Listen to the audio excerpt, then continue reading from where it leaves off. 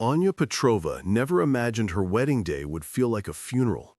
She stood in a dress she didn't choose, marrying a man she'd only seen in a photograph, all to settle a debt she didn't owe. But the moment she entered Damian Volkov's world, the cold, unreadable mafia boss who claimed her as his wife, she realized two things. Her father's death was no accident, and this dangerous stranger might be the only man who can keep her alive. Before we continue, please tell us where in the world are you tuning in from. We love seeing how far our stories travel. Anya Petrova stood in front of a floor-length mirror in a room that wasn't hers, wearing a wedding dress she didn't choose, marrying a man whose face she'd only seen in a photograph, slid across a mahogany table by her stepmother 3 days prior. The dress was beautiful. Ivory silk, hand-stitched lace, the kind of gown that appeared in bridal magazines and cost more than Anya had earned in her entire life. But beauty, she had learned, was often just another cage. Outside, rain drummed against the tall windows of the estate. The sound was rhythmic, almost hypnotic, like the ticking of a clock counting down to something irreversible. Anya's hands trembled as she fastened the last pearl button at her wrist. She had no bridesmaids, no family waiting to walk her down the aisle.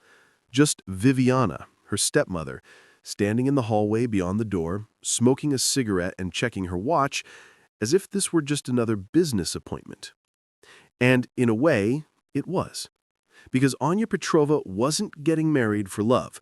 She was getting married to settle a debt she didn't owe, to a man she didn't know, in a world she was about to discover was far more dangerous than she could have ever imagined.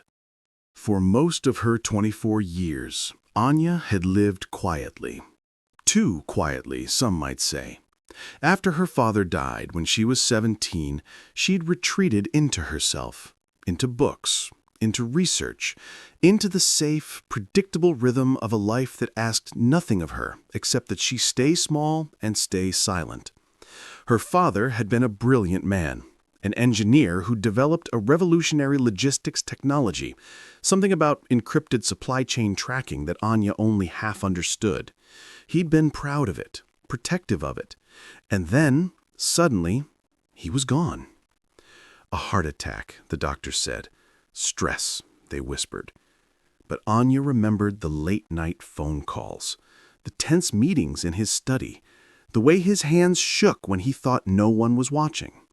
She remembered the last thing he'd said to her 2 days before he died. Anya, if anything happens to me, trust no one, not even family. She hadn't understood then. She understood now. Viviana, her father's second wife, a woman who'd married into the Petrov name and fortune with the cold efficiency of a corporate acquisition, had wasted no time. Within months of the funeral, she'd quietly liquidated assets, redirected accounts, and made a series of business deals that Anya was too young and too grief-stricken to question. By the time Anya turned 21 and tried to access her inheritance, she discovered there was almost nothing left. The company her father built, sold to an unnamed conglomerate. The patents? Licensed to a shadowy organization with ties Anya couldn't trace. And Viviana? She lived in the family mansion, spending money that should have been Anya's, hosting parties for people who looked at Anya like she was a ghost. Anya worked as a research assistant at a small university library. It didn't pay much, but it gave her access to databases, legal archives, and the kind of quiet solitude she craved. She spent her evenings in the basement of the mansion, her father's old study, which Viviana never bothered to enter, piecing together fragments of his work, trying to understand what he'd created and why it mattered so much. That was where Viviana found her, 3 weeks ago. "You're coming with me tomorrow," Viviana had said, not asked, standing in the doorway with that sharp, brittle smile that never reached her eyes. "There's someone I need you to meet." Anya had looked up from the stack of documents she'd been reviewing. "I'm busy." "Cancel it." "Viviana, I'm not—" "You're drowning in debt, Anya. My debt. Your father's debt. Did you think I could keep this house running on air?" Viviana's voice was cold, clinical. I made arrangements. You'll do your part.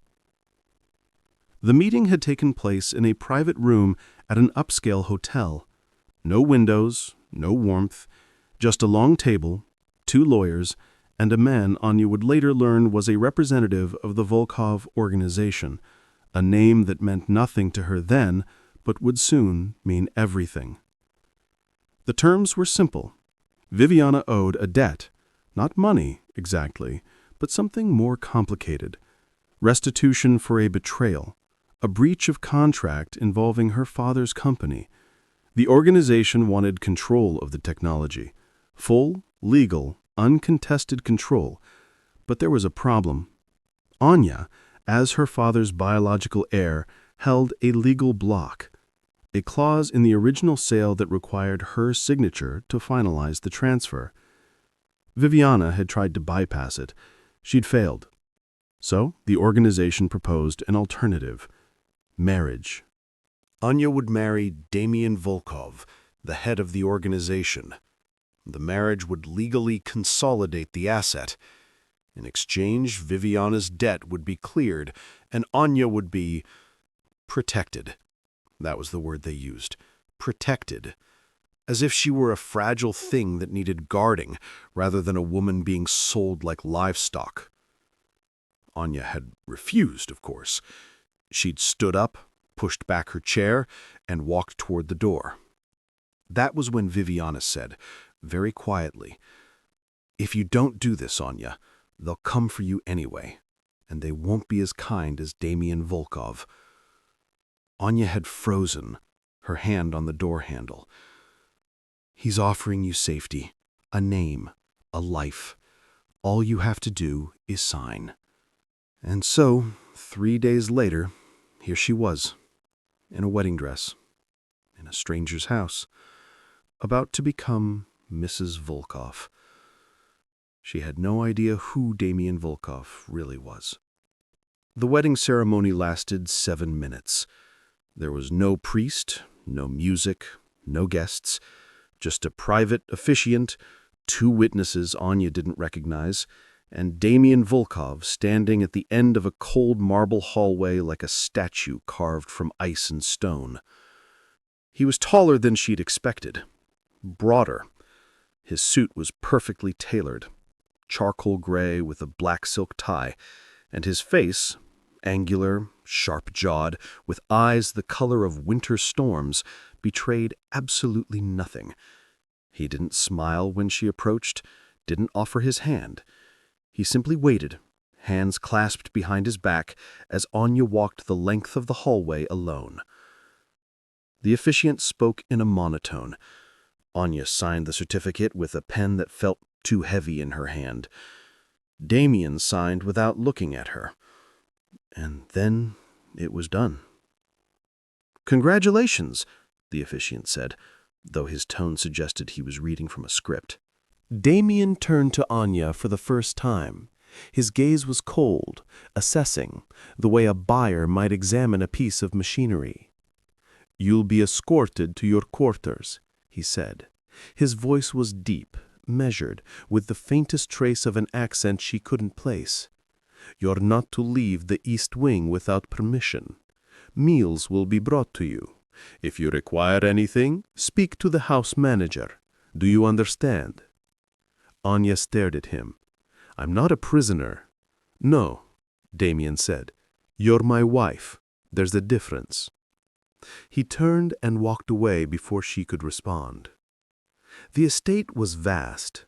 Anya quickly learned that East Wing meant an entire section of the mansion, a bedroom the size of her old apartment, a private sitting room, a marble bathroom with a sunken tub, and a small library stocked with books she suspected no one had ever read.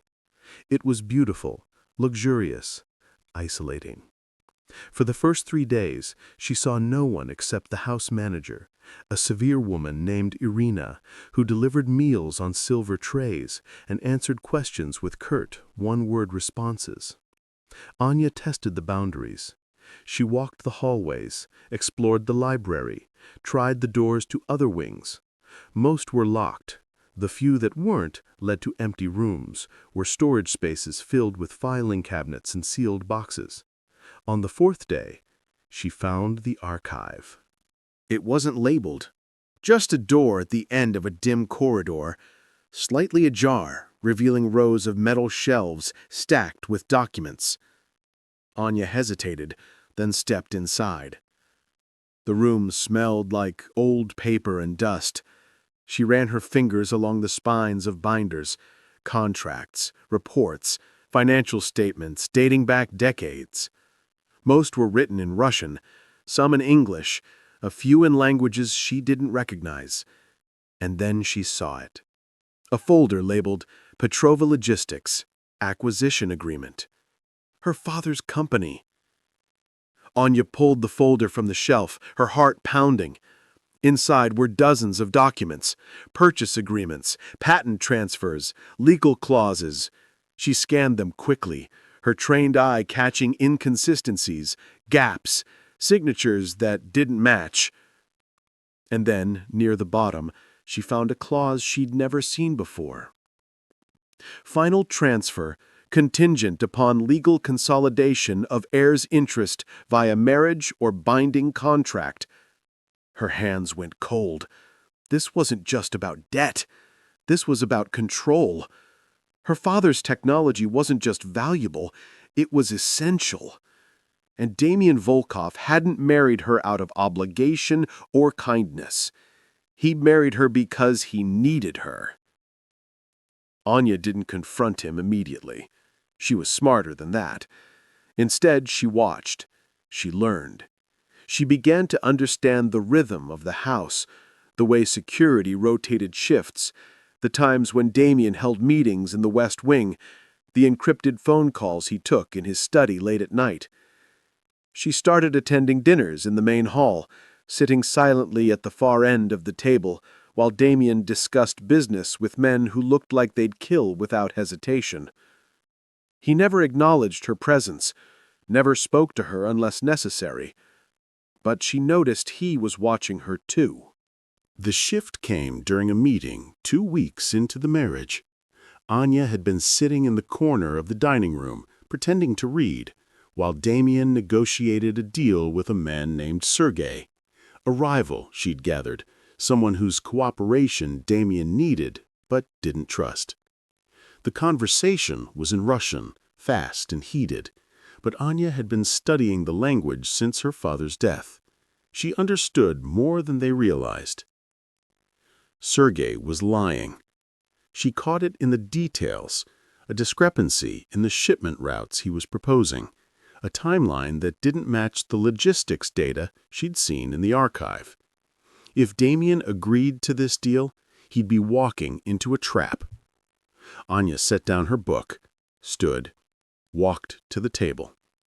Both men fell silent, staring at her. She met Damian's gaze and said, very quietly, in Russian, "He's lying about the northern route. Check the satellite data." Then she turned and walked out of the room. 2 hours later, Damian appeared at her door. He didn't knock, just opened it and stepped inside, his expression unreadable. Anya was sitting by the window, staring out at the rain. "You were right," he said. She didn't turn around. "I know." "How did you know?" "I read." A pause. "You speak Russian?" "My father taught me." Another pause, longer this time. Then, "You're not what I expected." Anya finally looked at him. "Neither are you." For the first time, something shifted in his expression, not quite a smile, but a crack in the ice. "I underestimated you." "Most people do." He studied her for a long moment, and Anya felt the weight of his attention like a physical thing. "You'll join me for breakfast tomorrow," he said. It wasn't a question. "Will I?" "Yes." He turned to leave, then paused at the door. "And Anya." She waited. "Thank you." The door closed behind her, and Anya sat in the silence, her heart racing, for reasons she didn't want to examine too closely. Breakfast became a routine, then lunch. Then long evenings in Damian's study, where he'd spread maps and contracts across his desk and ask for her opinion. At first, she thought it was a test, but slowly, she realized he genuinely valued her insight. He saw her intelligence, her precision, the way she could dismantle a problem and rebuild it into something stronger. And Anya, despite herself, began to see him, too. Not the cold, transactional man who'd married her without a second glance, but the strategist who carried the weight of an empire on his shoulders. The son of a brutal legacy trying to build something better.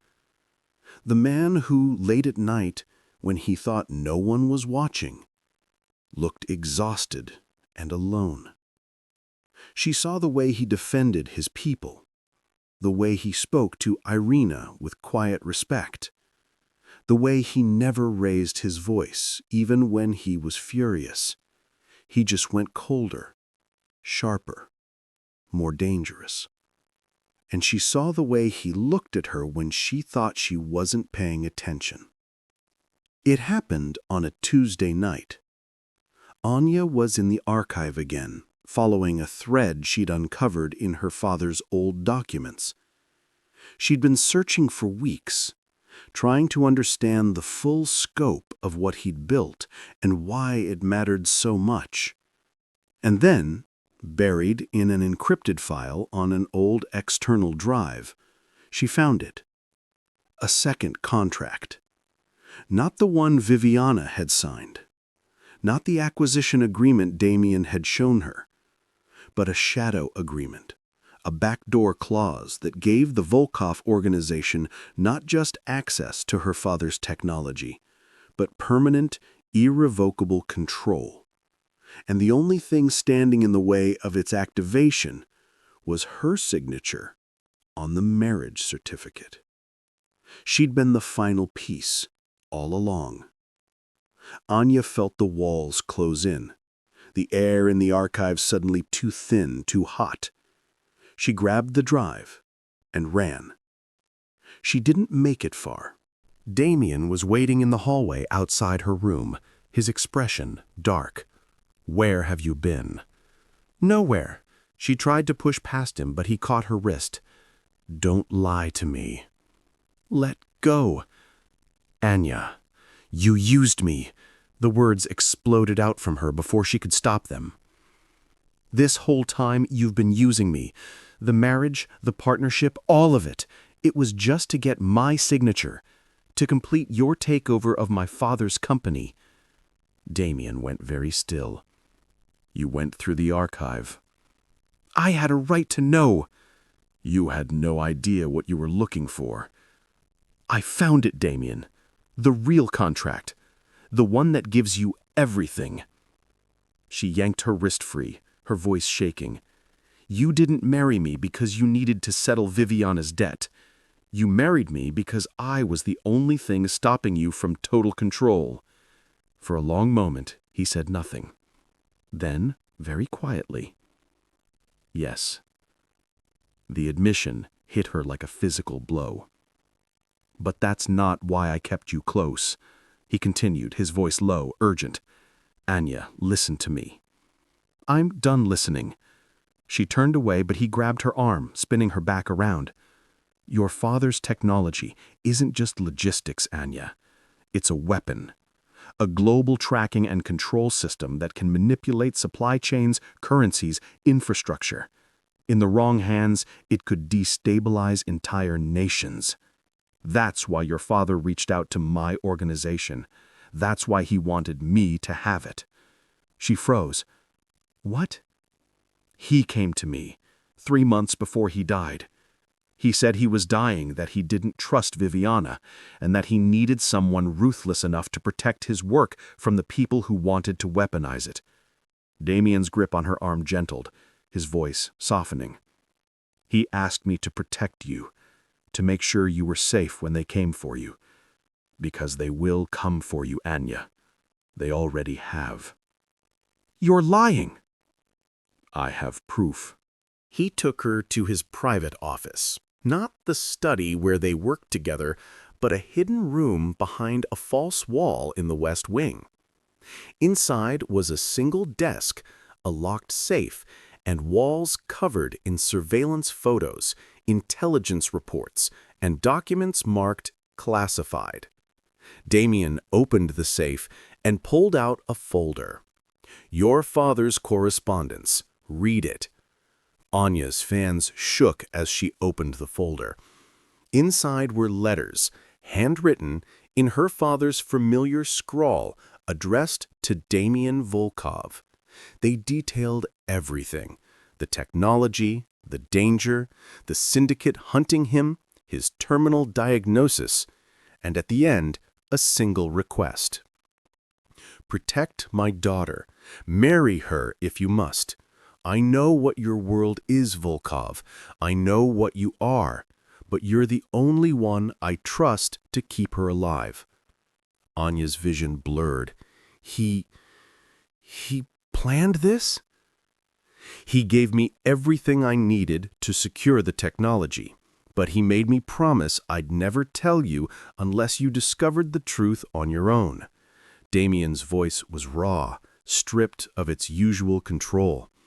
He wanted you to choose me, not because you were forced, but because you understood why. Why didn't you tell me? Because I was falling for you, and I didn't want you to stay because of a promise I made to a dead man. I wanted you to stay because you wanted to. Anya looked up at him, and for the first time she saw past the ice and stone and danger. She saw a man who'd been given an impossible task and was trying, desperately, to do it right. They're coming for you, Anya, the syndicate.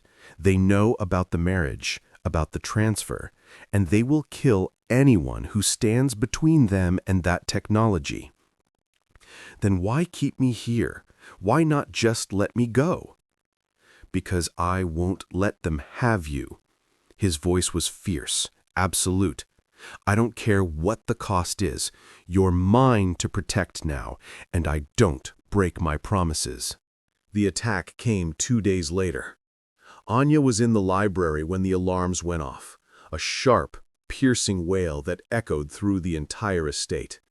Within seconds, Damian burst through the door, flanked by 2 armed guards. "Stay behind me," he ordered, his voice cutting through the chaos. "What's happening?"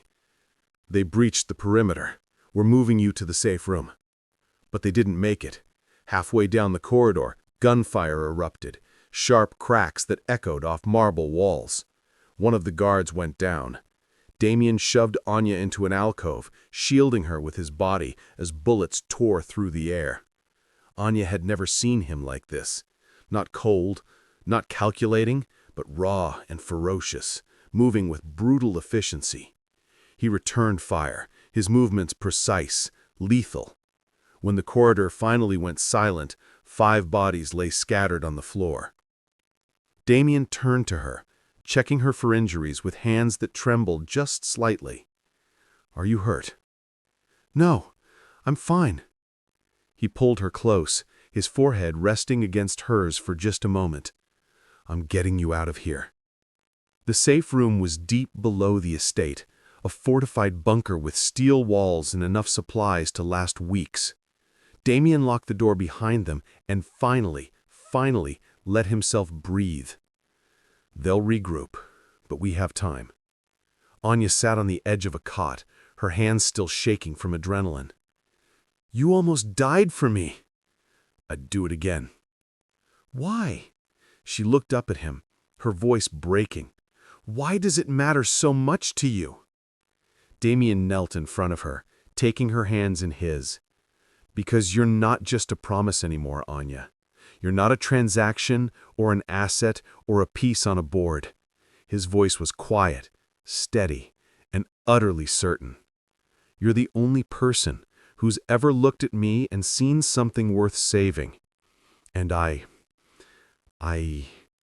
He paused, as if the words were difficult. I love you. I didn't plan to. I didn't want to. But I do. Anya felt tears slip down her cheeks. This is insane. I know. You're a criminal. You run an empire built on violence. I know that, too. And she let out a shaky breath. I think I love you, too, which makes me insane. Damian smiled, really smiled, for the first time since she'd known him. Then we're insane together.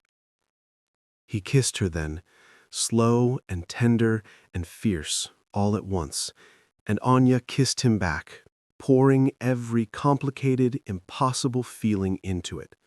When they finally pulled apart, she rested her forehead against his. What do we do now? We fight, Damian said. We take back your father's legacy. We end this together. It took 3 months to dismantle the syndicate. Anya, using her legal expertise and the documents her father had left behind, worked with Damian's organization to systematically expose the network hunting them. They turned informants, intercepted shipments, and leaked intelligence to international authorities. It was dangerous, exhausting work. But piece by piece, they took apart the machine that had hunted her father and would have hunted her. And through it all, Damian never left her side.